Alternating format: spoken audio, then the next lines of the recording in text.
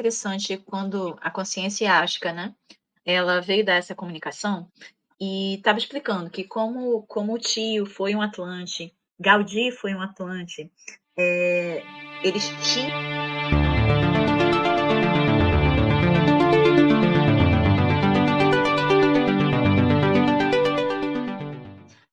Oi, Tio, Oi, filha amada. Tudo bem? Tudo tudo ótimo. Bom bem? dia, boa tarde, boa noite, bandidos. Hoje vamos fazer de novo, como continuar na nossa peregrinação, não é isso, filha? É, contando aqui as histórias lá da nossa peregrinação, né, Tio? É. Peregrinação barra expedição, né? Porque foi isso. E o nosso primeiro dia em Barcelona, né, Tio? Que a gente Na ficou de verdade, foi nossa contar. primeira noite, que a gente chegou à noite e a gente chegou já, Kelly, a gente chegou já tocando o terror. Aliás, a cidade já estava literalmente pegando fogo, né? Porque era uma Gente, data festiva, né, filha? vou explicar para vocês. A gente, assim, já até falei isso antes, né? Quando a gente foi fazer o roteiro dessa viagem, o Tio tinha ideia de começar por Paris e a gente, né, terminar em alguma outra cidade e tal, saindo aqui de Portugal. E quando eu fui fazer as reservas, nada dava certo, nada encaixava, os voos ficavam mais caros e a gente teve que fazer o roteiro todo ao contrário. E eu fui fazendo o roteiro, mas de acordo com o que a gente precisava fazer em cada cidade, estipulava em que tempo a gente conseguia, né, cumprir aquele roteiro que a espiritualidade pedia para a gente fazer, e aí fui programando. Só que foi muito interessante no processo desses 21 dias que a gente viajou, que várias vezes, quando a gente chegava nas cidades, tinha ou um feriado importante para aquela cidade, ou uma festa muito importante para aquela cidade, ou enfim, uma comemoração, uma data comemorativa muito representativa para aquela cultura, para aquelas pessoas. E não foi diferente em Barcelona, né? A gente saiu, né, muito distraidamente, pegamos o trem de Madrid para Barcelona, à tardinha, né, que assim, eu já programei para a gente ver a estrada no pôr do sol e tal, que é sempre bem inspirador, né? E também, assim, a gente fazia Madrid o dia todo, pegava o trem, chegava em Barcelona, descansava para fazer nossas coisas no dia seguinte. Quando a gente chegou na cidade, eu achei muito estranho, quando a gente desceu do trem, eu via todas as pessoas com uma rosa na mão, uma rosa vermelha, uma rosa azul. E aí eu falei para o tio, que coisa estranha, assim, não é dia da mulher, não é dia da secretária, o que está acontecendo, né, na cidade? Aí a gente foi olhando para aquelas pessoas, umas com os vasinhos, outras só com as rosas e tal. Até porque tinha homens também, né, segurando a rosa. Também, Então, não todo era mundo com mulher. vasinhos. E aí a gente achando aquilo tudo muito estranho, mas muito estranho, ok, né? Tava bem interessante até. Aí, obviamente, a gente ficou um pouco perdido quando chegou lá, entre sai do trem, pega um metrô, aí chega na rua, o GPS não funciona, a gente fica meio desorientado. E aí eu preciso olhar para os mapas, né, estáticos, e eu sou boa de mapa, então eu preciso parar, dar uma olhada para poder entender. E aí, quando a gente desceu realmente na Rambla, que era pertinho do nosso hotel, a Rambla é uma avenida, tá? Larga, grande, cheia de lojinhas, de um lado do outro, muito comércio, muita gente, e estava lotado de barraquinhas, assim. Aí a gente entendeu que realmente estava acontecendo algum evento na cidade e nos demos conta de que chegamos em Barcelona no dia de São Jorge, ou seja, no padroeiro de Barcelona, no padroeiro de toda a Catalunha. E as pessoas estavam, assim, é uma comemoração para eles muito significativa, muito importante, né? Os catalãos, eles têm muito afeto pelo personagem, né? Pela personagem de São Jorge. E para eles essa data é uma data muito querida. Então as pessoas vão para as ruas, as rosas são distribuídas por toda a cidade, tem vários estandartes de São Jorge por toda a cidade, as fachadas das igrejas ficam decoradas, né, repletas de flores e tudo. Então é muito legal. O clima da cidade estava muito legal. Embora o tio tenha detestado Barcelona, mas o clima da cidade estava assim muito festivo, né? A gente chegou já no meio do evento. Aí, nós estávamos hospedados dentro do bairro Gótico, que é bem do ladinho da Rambla. Nós E fomos nos hospedar do bairro Norte. Pois é, gente, o bairro Gótico é assim, é um bairro medieval, né? Bastante medieval, com aquelas ruas muito estreitinhas, aquela iluminação muito de filme, sabe? Amarela, assim, bem fraquinha, aqueles candeiros altos, assim, né, na rua, e os prédios muito coladinhos, assim, né, uns nos outros, e as ruas muito sinuosas. Então, para a gente que estava chegando à noite, dá até um pouco de uma certa insegurança, né, porque você está andando nos ambientes meio escuros que você não conhece e tal. Mas chegamos bem, chegamos no hotel super bem e tal, tranquilos. E, e eu agarrada numa maçã do amor que eu levei, comprei em Madrid. Gente, que eu não sei por quê, mas eu não sou de comer besteira, não sou de comer doce, mas quando eu viajo, dá uns negócios assim que eu tenho umas coisas que eu gosto de comer. E aí tava toda feliz com a minha maçã, esperando a hora de comer e tal. Aí a gente foi pro quarto, o tio foi tomar um banho, eu fiquei lá agarrada com a maçã do amor. Aí quando ele saiu, eu estava com a cara mais feliz, né, comendo meus últimos pedacinhos, catando aqueles farelinhos, assim, da maçã que cai, né, os dentes todos vermelhos. Aí o tio: "Acabou, filha?" Aí eu falei: "Ai, tio, que satisfação, acabei." No que eu disse acabei, que eu dei a última dentada na maçã, o tio já rodou e caiu na cama, incorporado. E aí, gente, assim, começou toda uma história que eu não sabia, que o tio não sabia também, né? Mas falando muito sobre o que a gente foi fazer, por que que nós chegamos no dia de São Jorge e por que que seria Gaudí a comandar, né, os trabalhos que nós tínhamos que fazer na cidade, né, tio? Quer falar um pouquinho sobre isso? Então, a gente, na verdade, eu, no caso, recebo a informação literalmente através da Kênia, entre aspas, né? Porque a gente está em transe e durante o transe eu tento me manter o máximo afastado para não ter interferência, né, né, da minha própria participação. E aí foram dadas as orientações que a gente chegou nesse dia festivo, exatamente porque era um dia em que a população estava mais aberta e receptiva para os momentos que a gente iria não só vivenciar, como também trabalhar e atuar diretamente junto a uma energia que, nesse momento, ou seja, a gente pode dizer que a gente vai chamar de Gaudí, mas como eu sempre falo, sabe, os nomes dos artistas, as representações, a forma como vocês conheceram, não são as partes essenciais que eles se manifestam agora. Então, a gente só utiliza o nome, para vocês terem uma referência. Mas eles estão muito mais expandidos, eles trabalham com outras formas de expressão, e, inclusive, durante esse vídeo aqui, nós iremos explicar o trabalho de Gaudí com o portal da reconexão que ele realiza em Barcelona, porque foi a cidade onde ele, aí vamos voltar, onde ele artisticamente ou fisicamente, ele teve uma experimentação. E depois também, durante esse vídeo, a gente vai explicar por que foi Barcelona, né? E outra informação interessante. Os locais que ele estruturou artisticamente em Barcelona, todos eles foram trabalhados com algumas formas que são similares, que também nós iremos falar mais adiante aqui nesse vídeo. Então, basicamente, a gente chega numa data festiva, por quê? Porque as pessoas estavam numa vibe, né, numa vibração, num campo energético de alegria, de abertura, de leveza, e a gente vai exatamente chegar nesse dia para fazer o nosso trabalho, que foi feito exatamente nos pontos, principalmente nos pontos onde Gaudí, artisticamente, tinha realizado umas obras, fisicamente falando, materialmente falando. Né? E aí a gente, nesse dia, no caso, houve a comunicação, inclusive, se eu não sei se eu posso falar agora, Kenny, a respeito que ele, Gaudí, né, em uma linha de tempo, ele participou de Atlântida, né, ele também foi um sacerdote Atlante, e vocês já sabem que eu também fui, então olha a conexão sendo estabelecida, né?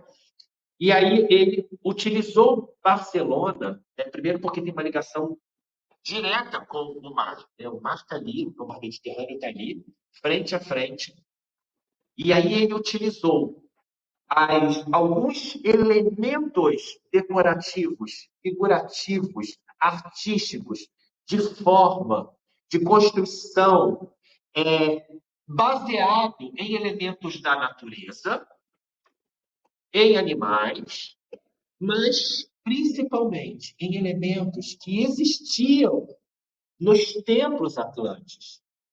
Então, ele faz, quando ele esteve, né, no processo de experimentação física, ele fez dali, de Barcelona, não uma nova Atlântida, não é isso, mas ele colocou, ele construiu em determinados pontos específicos, não foi aleatório.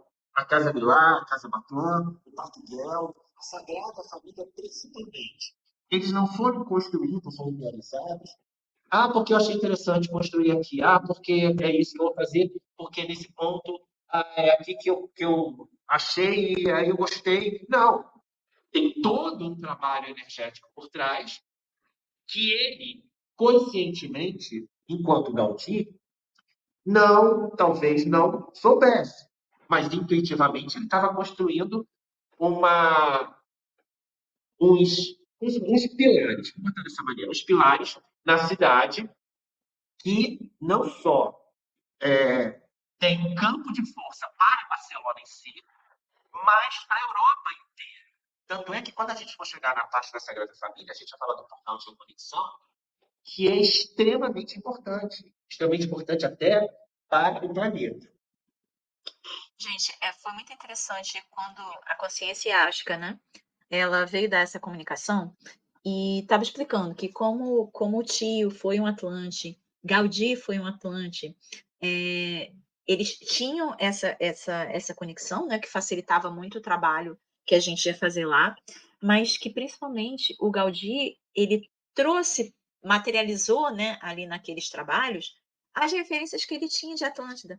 Então, quando você vê aquelas formas muito marinhas, muito orgânicas nas construções, essas são referências que ele trazia muito marcadas nele, daquele conhecimento que ele absorveu em Atlântida, né? É como se fosse uma tradução naquele formato, naquele momento que ele estava tendo uma experiência física, foi uma tradução de elementos que ele experimentou enquanto sacerdote atlântico. As construções, né, de Atlântida não são iguais ao Parque Güell, ou à Sagrada Família, ou à Casa Batlló e à Casa Milá. Não são iguais. São elementos que ele trouxe e que se assemelham a alguns elementos que foram utilizados nos prédios ou nas construções, nos templos, principalmente, de Atlântida. Então, ele traz a informação, né, para aquele momento, daquela experimentação, artisticamente. Ele traduz isso de uma forma artística e monta, né, uma estrutura. Eu vou pegar essas 4 estruturas em pontos que são específicos, não estão por acaso, não foram construídos ali aleatoriamente. Tem um objetivo, tem uma proposta, tem uma finalidade. E assim, então eles pediram, né? Eles disseram que Gaudí ia acompanhar a nossa trajetória para Barcelona, e objetivamente foi pedido que nós fôssemos à Casa Batlló, à Casa Milá, as 4 grandes obras, né, de Gaudí em Barcelona, ao Parque Güell e depois a Sagrada Família, que nós terminássemos na Sagrada Família. E, gente, assim, por mais que eu tenha visto as fotos, né, e eu gosto muito de arquitetura, então eu já vi vários documentários sobre Gaudí, porque eu gosto da obra dele também. Fui numa exposição dele em Paris, fui vi alguns documentários dele também na TV. Então, assim, quando você chega lá e você pode tocar aquela obra, e você pode ver aquilo em detalhes, é meio mágico mesmo, sabe? Porque não se parece a nada, nenhuma outra construção, nenhum outro tipo de arquitetura que eu já tenha visto, assim, sabe? A criatividade, a genialidade, na verdade, porque ali ultrapassa a criatividade, né? A genialidade dele na construção, na preocupação com a forma como a luz incidia e entrava em cada construção, a forma como as coisas se distribuíam, né? O ar, as pessoas, né? Dentro daquelas construções. Você, É peraí, tudo Kênia, muito genial. deixa eu só te cortar, que você está falando uma coisa importantíssima e eu não posso deixar de falar nisso. Em Atlântida, os prédios, as construções, elas não tinham uma função somente de abrigar pessoas. Por exemplo, um templo não era um templo para você se conectar com o divino. Uma casa onde você habitava, morava, não era apenas para te abrigar, né? Para te acolher. Não. Todas as construções em Atlântida, elas têm uma. É como se fosse um complemento de você mesmo. É como se fosse uma extensão sua. Então, os lugares, toda a parte arquitetônica, né, de arquitetura, ela tinha uma função de traduzir a, o que aquele inconsciente coletivo precisava, decodificava e acessava enquanto informação. Então, os prédios, os templos, as construções, elas tinham determinados formatos arquitetônicos que ajudavam o ser a se conectar consigo mesmo. Eu não sei se eu estou conseguindo explicar, Kélia, direito, porque talvez Tá. fique uma. Não, está dando para entender? Então, por exemplo, Uhum. eu estou na minha casa aqui. Né? Essa casa que eu tô aqui existindo nesse momento, é como se, vamos dizer que eu estou em Atlântida agora. Essa casa não fosse essa casa agora aqui dessa maneira. Fosse uma casa que colaborasse, visualmente falando, arquitetonicamente falando, né? Para que eu pudesse me sentir, ou seja, a casa fazia parte de mim. É muito mais do que uma habitação. É um lugar de conexão. E aí tem tudo a ver com o portal de reconexão que a gente vai falar quando a gente Na chegar nessa verdade, parte. é como se os imóveis funcionassem, então, como um roteador, na verdade. Elas te Perfeito. ajudam a captar os sinais, elas te ajudam a entrar na Perfeito. conexão, né? E fora, em Atlântida, as casas, os lugares, os templos, eles eram grandes condensadores energéticos e captadores energéticos. Não só condensavam, como eles captavam. E eles também faziam, vamos dizer assim, eles repeliam o que não servia, né? Eles jogavam fora, eles descartavam, a palavra certa é essa, descartavam o que não servia. Então ficava a casa como um grande fulcro vórtice, né, de energia. Toda a habitação tinha e refletia as necessidades que aquela pessoa, aquele grupo, aquela família, né, ou aquele mestre, ou aquele sacerdote, precisava para poder se conectar consigo mesmo. Os E é próprios muito animais. engraçado como a gente sente isso quando a gente tá. Assim, para mim, isso ficou muito Ficou claro bem claro, fica, Kélia, quando a quando gente. você É muito tá claro. na obra, sabe, naquela obra ali, porque é como se aquilo conseguisse te transportar para um outro lugar, um lugar É maior, como se sabe? aquilo puxasse você para um tempo e espaço, né? Não estou dizendo nem um tempo e espaço que você viveu, não. Um tempo e espaço que você sente a emoção, te emotiza, te puxa. É como se aquele projeto arquitetônico, aquela estrutura, né? Puxasse você e você entrasse num campo onde você, desculpa, onde você pudesse sentir mais você, sabe? Quem você realmente é. É como se fizesse você a sua parte mais interessante vir à tona de uma forma muito abrangente, muito poderosa. Né? E aí, só para Gente, terminar, falar sobre os animais lá em Atlântida, por exemplo, né? Eles também não só serviam como fonte de tradução energética, olha que coisa que eu estou falando, fonte de tradução energética, mas principalmente de conexão interdimensional. Então, em Atlântida tinha umas espécies de umas, sabe, canais de água, né, no caso, e nesses canais tinham principalmente cetáceos, golfinhos, baleias, e eles serviam de grandes pontos de conexão com esferas interdimensionais. Eles eram os grandes elementos de conexão com esses campos interdimensionais, esses portais interdimensionais. E aí, não só. E por quê? Porque ali tinha uma grande quantidade de água, então, principalmente golfinhos e baleias, né? E cetáceos, de maneira geral, eles representavam exatamente esse elemento de ligação interdimensional. E aí você ia falar mais eu ia complementar e eu cortei. Não, gente, só porque eu preciso contar que o tio Fábio e eu, nós somos dois viajantes bastante peculiares e ridículos, porque assim, eu começo a chorar, o tio começa a chorar também, e aí a gente para no Foi meio uma das choradeira. fotos. Foi uma Foi um choradeira. horror.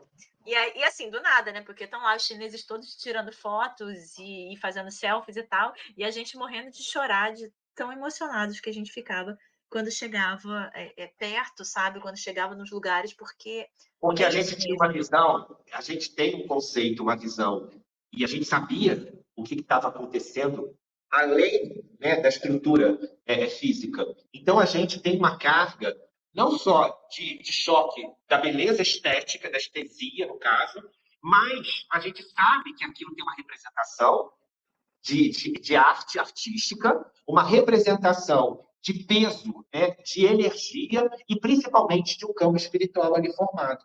Então, para a gente, né, que está com uma sensibilidade aflorada, aquilo não tem como a gente passar despercebido por isso, ou não se deixar ir às lágrimas, literalmente, né, pela emoção. É lindo, gente. Se vocês tiverem oportunidade de ir uma vez, pelo menos, para ver de perto as obras do Gaudí, vale a pena. Na Casa Batlló, quando a gente chegou, né, o telhado, ele tem um formato como se fosse um dragão mesmo, né, por causa da representação do São Jorge, né, que é o padroeiro da Catalunha, de Barcelona. E assim, as cores, é tudo muito, muito mágico, sabe? Então é muito interessante. E a gente foi seguindo um roteiro. Gente, e tem uma coisa muito engraçada, assim, curiosa que aconteceu, né, nos nossos dias de viagem. Nessa e na anterior que a gente fez. É que é como se os dias fossem esticados, como se eles fossem alongados, porque eu juro para vocês, nós conseguimos fazer no mesmo dia. A gente fez Rambla acima e fomos para casa Batló e para casa Milá. A gente fez Rambla abaixo e fomos até o mar para olhar lá as construções novas. E tudo com calma, tá, gente? Andando, olhando as coisas, tirando foto, batendo papo e tal. Almoçamos, fomos para o Parque Güell, andamos lá e fizemos milhares de fotos, e ficamos em fila para subir lá a casa do caseiro, etc. Fomos para a Sagrada Família. Fizemos a Sagrada Família. A gente ainda chegou de noite e ainda batemos perna assim, ao redor do hotel um pouco à noite. E no dia seguinte a gente não sabia nem o que fazer, porque a gente tinha ainda metade de um dia completamente livre, que a gente fez tudo. Conhecemos Barcelona, assim, praticamente num dia. Sem correria, né, tio? Sem correria, mas ao mesmo tempo, como eu sempre falo, o tempo é uma extensão da nossa própria consciência. Quem faz o tempo é a nossa consciência. Né? É meio estranho, assim, falar de repente, sem dar uma explicação mais aprofundada, mas a gente, por enquanto, a gente fala que o tempo é uma extensão da nossa consciência. Então, a gente estava ali, literalmente, mergulhado em uma experiência, literalmente imersos, né, naquela experimentação. Então, para a gente, nós íamos fabricando o tempo. E por isso que a gente acha, né, a gente percebeu, a gente não percebeu, né, o passar do tempo, porque a gente não estava preocupado com ele. A gente estava imerso simplesmente na experimentação, vivendo aquele agora. A cada momento a gente vivia. Então, o tempo, na verdade, se torna o quê? Uma consequência da nossa percepção daquele momento. A gente estava simplesmente vivendo aquele momento no agora. E aí, quando a gente chegou e saímos lá do litoral, né, da parte da orla, e fomos para a segunda parte, que eram os dois pontos que a gente precisava passar, que era o Parque Güell e a Sagrada Família. Quando a gente chega perto do Parque Güell, por exemplo, né, acontecem algumas coisas estranhas sempre nessas viagens, gente. Existem algumas coisas meio físicas, né, que a gente precisa como se fosse uma espécie de limpeza. E foi literalmente uma espécie de limpeza. Porque é uma limpeza mesmo do próprio organismo. E aí, gente, eu vou dizer uma coisa para vocês. O Parque Güell é numa colina, num morro, e a gente estava assim, muito, muito longe. né? E foi me dando uma certa atenção. Vou dar uma Porque dica de viagem para o pessoal. Eu vou dar uma dica de viagem pro pessoal. Tem um problema, tá? Estrutural mesmo da própria cidade. É que Barcelona parece que não se preparou para o volume de turismo que ela tem. Então, nessa colina onde fica o Parque Güell, tem um único ônibus, né, que atende aquela população. E os moradores, poxa, coitados, eles estão com compras, com bolsa pesada, com criança, né? E não conseguem nem colocar as bolsas no chão, porque o ônibus vai, gente, apinhado de gente. Então você vai passando, você vai vendo até aquelas placas: turistas, não venham, voltem para os seus países, a gente não quer turistas, a gente odeia turistas, porque eles, né, não conseguem mais usar os serviços básicos, né, as coisas do dia a dia deles está muito comprometida por causa do turismo. Então eles obrigaram a prefeitura da cidade a retirar da internet a informação do ônibus que você pega para subir a colina. E a gente procurava, procurava, e em nenhum lugar aparecia como é que a gente subia. E aí a gente decidiu ir a pé. Só que assim, decidir ir a pé, a gente foi até um ponto, aí a entrada era do outro lado, e nisso a gente tá subindo. E eu tô vendo que o tio tá ficando quieto, e ele tem muita energia. Eu e ele, a gente anda bem, sem reclamar, sem problema de joelho, nas costas, nada. A gente anda, para vocês terem uma ideia, a média que a gente caminhava por dia era de 10, 12 horas, todos os dias. Então a gente não tem o menor problema com isso. Só que eu tô vendo o tio ficar num mau humor, e falando: filha, vamos rápido. E aquele sol, porque a gente foi logo depois do almoço, e eu tô assim: tio, a gente tá rápido. Não, mais rápido, mais rápido. E eu assim: gente, o que que tá acontecendo com essa pessoa? Ele quer o quê? Que a gente vá a jato, né? Porque eu tenho a perna curta, meu filho, não dá para subir mais rápido. E ele ia na frente, assim, sabe? Muito determinado a chegar ao Parque Güell. E eu falava: gente, essa criatura tá ficando louca, tá possuída, não é possível. E eu atrás dele lá, eu, minha mochilinha, a gente lá subindo, subindo, subindo. Quando a gente chegou, ele só botou a mão no meu braço e falou assim: minha filha, onde é que fica o banheiro? Eu preciso ir pro banheiro. Aí eu falei: tio, tá dentro do parque, mas sei lá, né? Também tô vindo aqui a primeira vez. E a gente saiu, gente, numa reta. Quando a gente chegou lá, ainda tinha uma fila pro banheiro, porque o Parque Güell é apinhado de gente. E aí eu falei: tio, mas olha, a fila dos homens está menor. Me dá suas coisas e vai. Ele entrou, gente, que nem um raio no banheiro. Bom, tem coisas que eu não posso falar, não posso, literalmente, mas foi uma aventura, eu posso dizer que foi uma aventura, né? Mas vamos voltar. Aí acabou essa história, tá? Graças a Deus, o bom humor dele voltou. Ele voltou a ser uma pessoa normal. Exatamente. E aí, gente, epa, deu um tic-tac aí. Mas literalmente foi uma limpeza, né? Que depois falaram pra gente que foi, porque toda viagem existe essa limpeza, tá? É uma limpeza mesmo, gente. Tem noção de que foi uma limpeza mesmo. E aí a gente foi para o Parque Güell, que é um parque que é extremamente acima da cidade e dá direto, praticamente à frente, né? Um pouco mais além, à frente do Mar Mediterrâneo.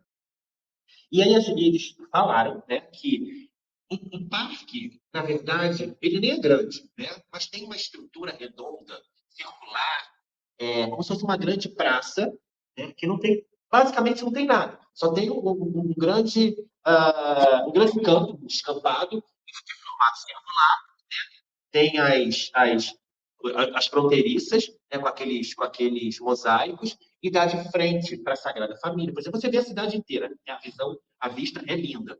E depois foi falado para a gente que aquele círculo ali era uma espécie de uma grande máquina de lavar, né?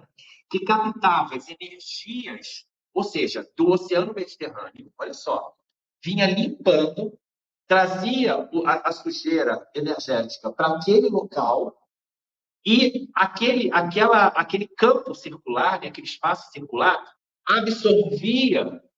E engraçado, abaixo desse campo circular tem umas espécies de uns pilares, umas pilastras, né, Kênia?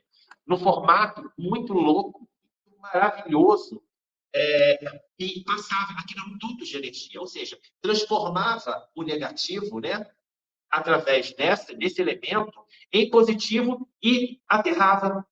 E a Terra, por si só, espalhava a energia positiva pela cidade. E olha, olha que maravilha isso. só para o pessoal entender assim visualmente, é como se aqui em cima tivesse essa arena redonda, tá? Gigante, grande, né? E numa época em que não se falava em ecologia e em sustentabilidade, Gaudí já tinha essa preocupação. Então, o que que ele fez? Aqui você tem uma arena assim redonda, e aqui embaixo você tem umas colunas que elas abrem assim como se fossem umas flores, que ela capta as águas das chuvas que caem nessa arena e redistribui por todo o jardim do Parque Güell. A partir daquelas colunas, todo o jardim era irrigado com as águas da chuva que se acumulavam ali. Então ele fazia esse reaproveitamento e a redistribuição dessa água por todo o jardim. Isso na parte física. Aí agora a gente está trazendo o Sim. complemento pela parte energética. Então, olha só, ele construiu uma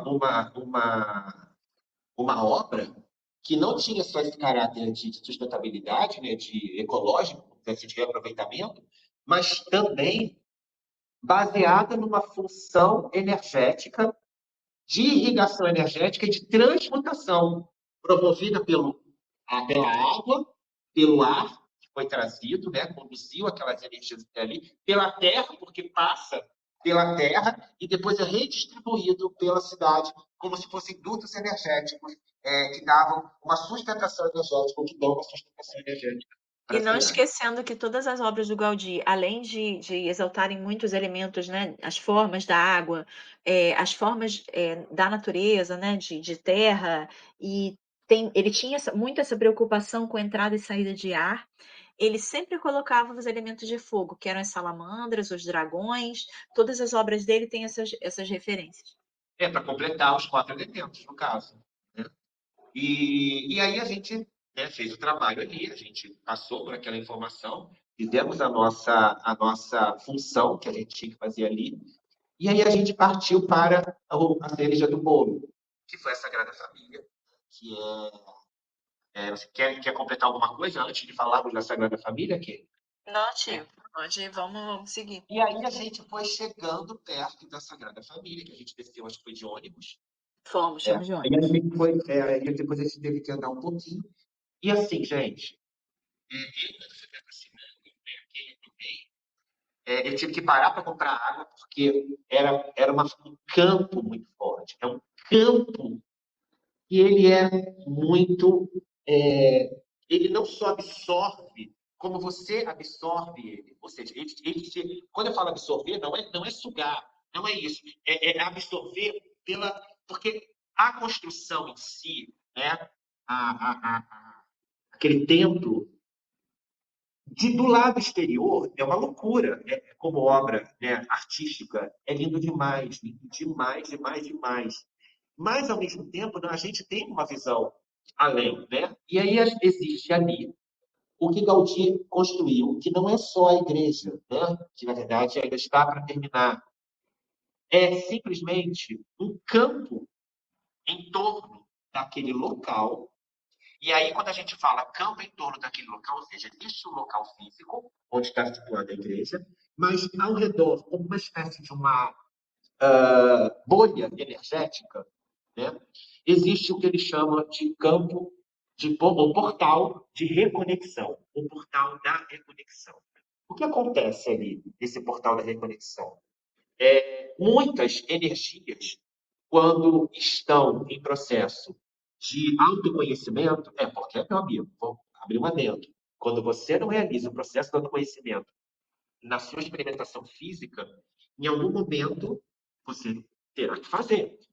Né? Então, esse portal de reconexão é uma área extrafísica que tem uma energia construída pelo movimento artístico, pela imaginação do artista, pela construção imagética do Gaudí, que é ele que sustenta energeticamente aquele espaço, e são conduzidos determinadas consciências, não só consciências que já estão descartadas ou desencarnadas, mas também consciências que estão em processo de projeção, ou fora do corpo, enquanto seu corpo está ali repousando, dormindo, ou em estado de transe.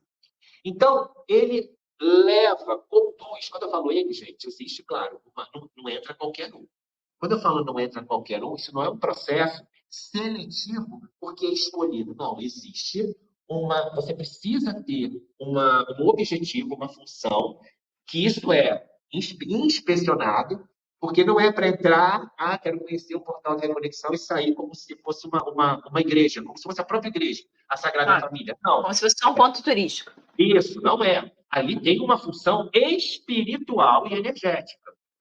Então, ali, aquelas energias, tanto encarnadas em desdobramento ou desencarnadas, são conduzidas e você fica vamos dizer que ali perde-se um pouco a noção de tempo e espaço. É como se fosse uma grande bolha, um vácuo, onde você fica ali em um campo específico, e esse campo ele consegue fazer com que você se aproxime cada vez mais de quem você realmente é. Então, é como se você estivesse entrando dentro de uma bolha, e aí você não está enxergando ninguém. Não existe, você não enxerga, não tem objetos decorativos, não é uma cidade, não. É apenas uma bolha energética, construída pela imaginação. Olha como é que a arte funciona de diferentes formas, que fogem até mesmo ao que a gente entende como arte, né? E aqui é sustentada por Gaudí e fornecendo todas essas possibilidades, todas essas capacidades e propriedades. Então, por exemplo, eu já fui algumas vezes e, ao entrar nesse portal de reconexão, simplesmente você fica praticamente nu. Quando eu falo nu, não é questão da roupa, porque você não está nem ligado com essa questão. Eu estou falando nu, você não tem como esconder de você as suas questões. Elas vêm à tona, mas elas não te afligem. Olha que interessante, Kênia, amigos. Elas não te afligem. Porque aqui, quando você sente algo que você sabe que você precisa resolver, você fica tenso ou você esconde. A maioria das vezes a gente esconde, né? Que aí que entra a questão. O processo do conhecimento é você saber lidar com as suas questões que você escondeu durante a sua vida inteira. Lá, elas vêm à tona, elas brotam. Mas elas não te afligem. E aí você consegue entender o que está acontecendo na sua experimentação física ou no seu período que você está desencarnado, você também precisa resolver suas questões, as suas emoções, os seus sistemas de crenças. Então, esse campo formado, né, ao redor da Sagrada Família é porque ali na Sagrada Família a gente chama como ponto primordial, o ponto principal de toda a cidade. Por isso que ela foi construída ali. E se vocês repararem em formatos aí arquitetônico, ela é uma igreja que ela te conduz como se fosse direto vamos dizer de uma forma figurativa, para o alto. Então é como se fosse você mesmo em si, né, num processo de ascensão, num processo de expansão, que é a expansão que está ali em torno daquele portal da reconexão. Quando a gente entrou na catedral, no templo, é algo, gente, absurdo. Não tem como. Não tem como não se emocionar. Eu chorei horrores, horrores, horrores, horrores. Aquele chorou horrores. Aquele ficou tão tonta. Aquele, você sabe, que é metódica, que ela é certinha, é a certinha do tio. Ela conseguiu perder o casaco dela. Gente, não sei explicar, porque ele estava amarrado na minha cintura. Nossa, e era o único casaco que eu tinha na viagem. Eu sou super básica, assim, muito low profile quando viajo. Não gosto de carregar muita coisa. Não gosto de ficar levando bolsas e malas cheias. Então, assim, eu levo um casaco. E aquele casaco vai dar pra viagem toda. Tô muito preocupada com looks, não. E era o único casaco que eu tinha. Mas, gente, quando você. Assim, primeiro que lá eu não tinha toda essa informação. E eu só falava pro tio quando a gente foi chegando perto da igreja. Eu falei, tio, pelo amor de Deus, vamos comprar uma água. Porque eu tô com uma sede desesperadora. E é engraçado, porque assim, não é uma sede, eu tô ficando com sede. É como se você desidratasse em 5 minutos e precisasse beber água, assim, eu bebi quase uma garrafa d'água, assim, de uma vez. E aí a gente entrou. Só que quando você entra, a ideia do Gaudí é que você entrasse justamente numa floresta onde você pudesse se reconectar com a sua própria natureza. Então, quando você entra, os vitrais, eles vão trazendo aquelas cores, né, de floresta, de céu, os azuis, os verdes, aqueles vários tons de amarelo e de laranja. E eu escolhi fazer a Sagrada Família no fim da tarde, porque quando a luz do pôr do sol vai entrando por aqueles vitrais, né? elas trazem uma coisa meio mágica. Mas, gente, dá uma vontade de chorar tão grande, porque assim, você não ouve o ruído daquela gente toda que tá lá, E estava você lotado, né? e tava lotado de gente, mas nada, absolutamente nada me incomodava e eu conseguia me tirar daquele estado de êxtase mesmo, sabe? Porque tem uma beleza, uma magia naquele lugar de todas as catedrais, igrejas, qualquer templo religioso que eu já tenha ido, esse foi com certeza o mais bonito. E assim, aquelas torres altas, altas, altas, altas, né? Mas parecia mesmo que você estava embaixo assim de uma floresta, embaixo da copa das árvores, né? E aquilo era muito mágico, porque ao contrário de outras catedrais que você entra que tem aquelas torres muito altas, mas que você se sente até um pouco oprimido pela grandeza do lugar, você se sente meio pequeno, ali você se sentia parte. Era uma sensação muito diferente e muito feliz. Dava uma alegria que transbordava, e a gente É aquilo que eu transbordava falei, da arquitetura. chorando loucamente, né? Então, aquilo que eu falei no início da arquitetura. A arquitetura, ela te convida e ela te fornece elementos para você se integrar nela. Integrar e entregar a ela. Entendeu? Então, era uma relação de mão dupla. Você fazia parte, né, do templo ou da construção, e a construção fazia parte de você. Olha que coisa maravilhosa. Gente, para mim é o ápice da construção, o que a gente chama de arquitetura. Porque quando Gente, consegue isso, a gente chorou, a gente fotografou, a gente ficava olhando de boca aberta, assim, para tudo aquilo, né? Sem saber traduzir muito em palavras. Eu sei que eu andei aquilo tudo e, de repente, quando a gente foi sair, eu olhei e falei assim: tio, cadê meu casaco? Aí eu falei assim, gente, eu preciso ser rápido, porque tem 1 milhão de pessoas dentro daquela igreja. E assim, eu não fazia a menor ideia de onde podia ter caído, de onde tinha ficado. Voltei pro banco onde tinha sentado, eu não estava.